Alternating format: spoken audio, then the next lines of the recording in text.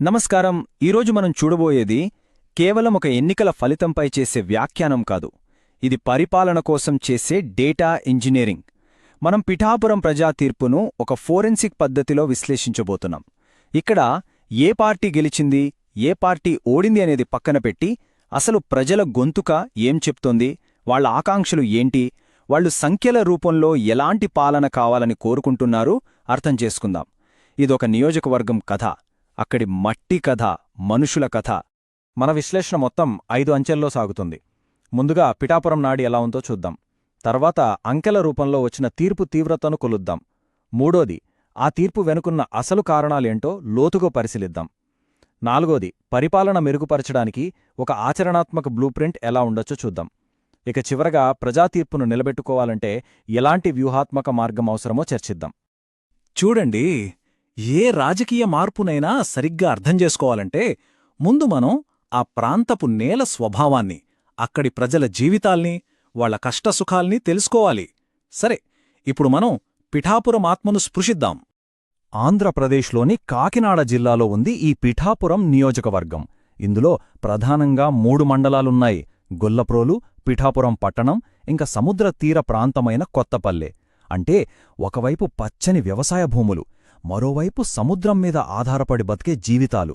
ఇది కేవలం ఒక రాజకీయ సరిహద్దు కాదు, విభిన్న సంస్కృతులు, ఆర్థిక వ్యవస్థలు కలిగిన ఒక సజీవ ప్రాంతమన్నమాట.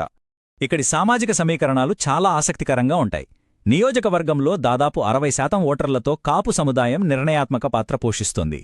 అయితే రాజకీయ భవిష్యత్తును తీర్చిదిద్దడంలో కొత్తపల్లి మండలంలోని మత్స్యకారుల జనాభా కూడా అత్యంత కీలకం. వాళ్ల ఓటు వాళ్ల జీవనోపాధి సమస్యలతో ముడిపడి ఉంటుంది. వీళ్లతో పాటు ఎస్సీ, బీసీ, మైనారిటీ వర్గాల ఆకాంక్షలు కూడా ఉన్నాయి. ఈ విభిన్న వర్గాల ఆశల మధ్య సమతుల్యత సాధించడమే నాయకత్వానికి అసలైన పరీక్ష. సరే, ఇప్పుడు అసలు కథలోకే వద్దాం. ఈ ప్రాంత ప్రజలు తమ ఓటుతో చెప్పిన తీర్పేంటో చూద్దాం. గుర్తుపెట్టుకోండి, ఇది కేవలం ఓట్ల లెక్కింపు కాదు, ఓట్ల రూపంలో వచ్చిన ఒక రాజకీయ భూకంపం. 2019కి 2024కి మధ్య తేడా చూస్తే నిజంగా ఆశ్చర్యంగా ఉంది. 2019లో అధికారంలోకి వచ్చిన వైఎస్ఆర్సీపీ ఓట్ల వాటా ఎలా పడిపోయిందో, జనసేన కూటమి వాటా ఎలా ఆకాశానికి ఎగసిందో ఈ చార్ట్ మనకు స్పష్టంగా చూపిస్తోంది.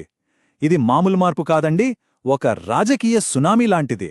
ఒక బలమైన ప్రభుత్వం కేవలం 5 ఏళ్లలో ఇంతటి వ్యతిరేకతను ఎలా ఎదుర్కొంది, ఆ కథను మనకు ఈ అంకెలే చెప్తాయి. 2019లో చూస్తే వైఎస్ఆర్సీపీ దాదాపు 15,000 ఓట్ల మెజారిటీతో చాలా సౌకర్యవంతంగా గెలిచింది. ఆ సమయంలో అది ప్రజలు ఇచ్చిన ఒక బలమైన తీర్పు. దీన్ని మనం ఒక బేస్ లైన్గా పెట్టుకుందాం. ఇక 5 ఏళ్లు గడిచేసరికి సీన్ పూర్తిగా రివర్స్ అయింది. అదే నియోజకవర్గంలో అదే పార్టీ ఏకంగా 70,000 ఓట్లకు పైగా తేడాతో ఓటమి పాలైంది. అంటే గెలుపు మార్జిన్ నుంచి ఓటమి మార్జిన్కు మధ్య దాదాపు 85,000 ఓట్ల తేడా. ఈ సంఖ్య వెనుక ఉన్న ప్రజావ్యతిరేకత తీవ్రతను మనం ఆలోచించాలి. సో ఇక్కడ మనం గమనించాల్సిన కీలకమైన విషయం ఏంటంటే, ఇది కేవలం ఓటమి కాదు, ఇది ఒక భారీ ఓట్ల బదిలీ, ఒక ల్యాండ్ స్లైడ్ అన్నమాట. వైఎస్ఆర్సీపీ ఓట్ల వాటా దాదాపు 14% తగ్గితే ప్రతిపక్ష కూటమి ఓట్ల వాటా ఏకంగా 50% పెరిగింది. అంటే ప్రతి 2 ఓటర్లలో ఒకరు కూటమి వైపు నిలబడ్డారన్నమాట. ప్రజాభిప్రాయంలో ఇంత పెద్ద మార్పు ఎందుకొచ్చిందో మనమిప్పుడు లోతుగా చూడాలి. సరే, ఇప్పటిదాకా ఏం జరిగింది అనే ప్రశ్నకు అంకెల రూపంలో సమాధానం దొరికింది.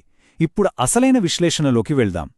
అసలు ఎందుకు జరిగింది, ఈ ఫలితం వెనుకున్న వ్యవస్థాగత కారణాలేంటో ఇప్పుడు శోధిద్దాం.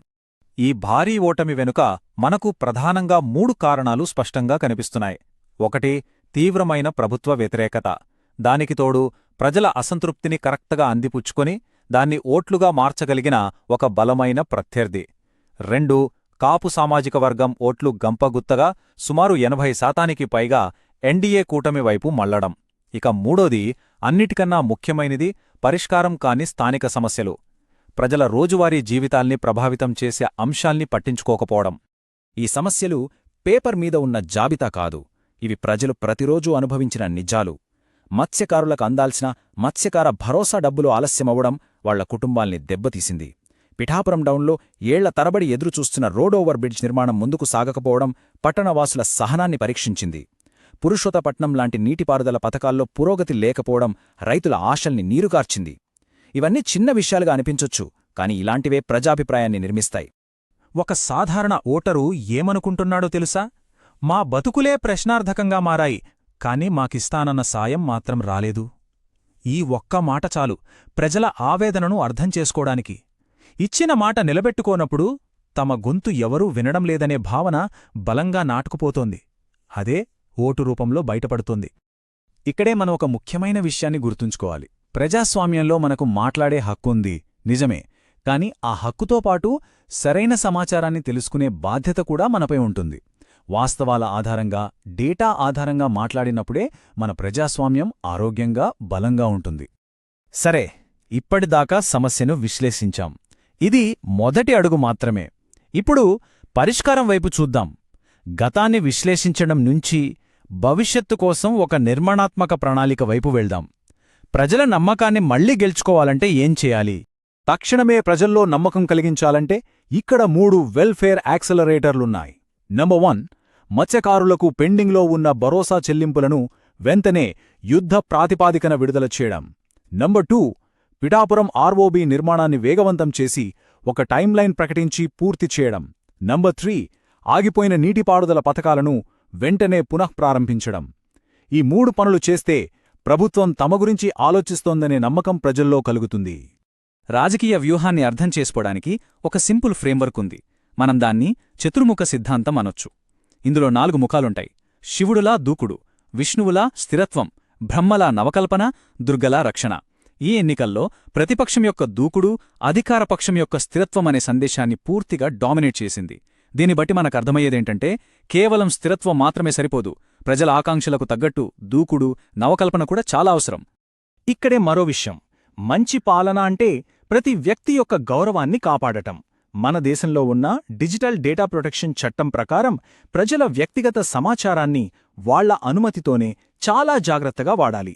వాళ్ల గోప్యతకు భంగం కలిగించకూడదు.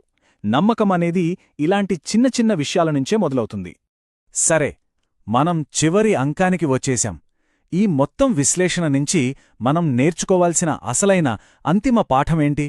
ఇది ఒక్క పిఠాపురానికే కాదు, ఏ నియోజకవర్గానికైనా వర్తిస్తుంది. చూడండి, నాయకత్వంలో 2 రకాల నిర్ణయాలుంటాయి. ఒకటి ఆపరేషనల్, అంటే చేసే పద్ధతి మార్చకుండా ఇంకాస్త ఎక్కువ కష్టపడటం, ఉదాహరణకు ఎక్కువ సభలు పెట్టడం లాంటివి. రెండోది స్ట్రాటజిక్, అంటే అసలు పద్ధతినే మార్చేయడం. పరిస్థితి చేయి దాటినప్పుడు ఇంకా ఎక్కువ కష్టపడటం కాదు, వెళ్తున్న దారినే మార్చుకోవాలి. మన ముందున్న ఈ డేటా అంతా ఒకటే చెప్తోంది. ఇప్పుడు కావాల్సింది ఆపరేషనల్ మార్పు కాదు, ఒక స్ట్రాటజిక్ మార్పు. 0 నుంచి మళ్లీ నమ్మకాన్ని నిర్మించగల ఒక కొత్త అభ్యర్థిని పరిగణనలోకి తీసుకోవటం సరైన వ్యూహం కావచ్చు.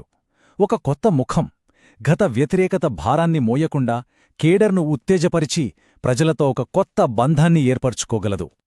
చివరగా ఒక ఆలోచింపజేసే ప్రశ్నతో ముగిద్దాం. ప్రజలిచ్చే తీర్పు అది ఒక బహుమతా, లేకపోతే రాబోయే 5 ఏళ్లు మాకు సరిగ్గా సేవ చేయండి అని ప్రజలిచ్చే ఒక కాంట్రాక్టా? ఈ ప్రశ్నకు సమాధానంలోనే నాయకులకు, పౌరులకు మధ్య ఉండాల్సిన అసలైన సంబంధం దాగి ఉంది. జవాబుదారీతనం. అదే ప్రజాస్వామ్యానికి పునాది. If you want to become a people-centric leader and uplift your constituency, get in touch with blueprintstrategies.ai at mgr@blueprintstrategies.ai or call 08042041602. Purpose